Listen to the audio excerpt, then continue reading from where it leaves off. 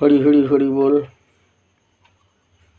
হরি হরি হরি বল, হরি হরি হরি বল, হরি হরি হরি বল।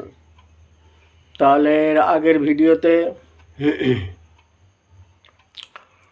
কথা হয়েছে কি, যে সুবল সখা বারবার কৃষ্ণকে জিজ্ঞাসা করছেন যে ভাই তোর মনের কথা তুই খুলে বল, মনের কথা খুলে বল, কি হয়েছে ভালো করে বল, না হলে আমরা কী করে বুঝবো নাকি।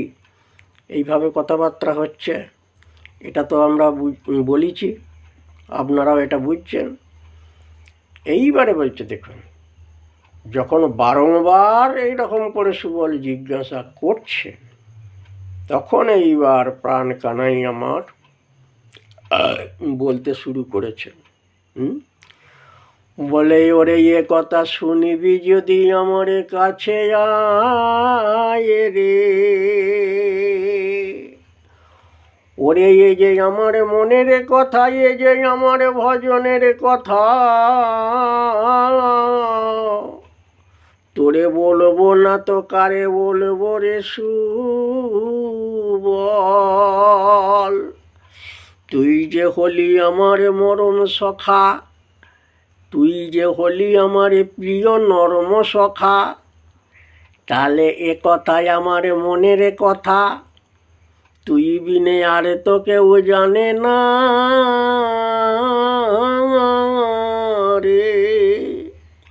এই যে আমার কি ব্যাধি ভাই, এ ব্যাধির ওষুধ কোথায় পাবো বলে দে।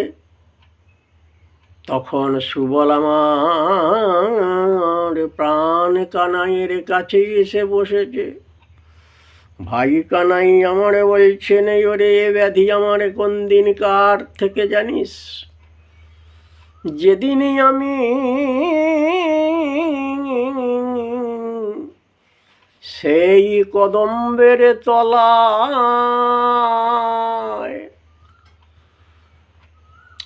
যত ব্রজের নারীগণ এসে দাঁড়িয়েছিল, আমি যেদিন সেই কালীয় নাগকে দমন করেছিলাম, সেটা কখন না সেই দিবসের মধ্যভাগে।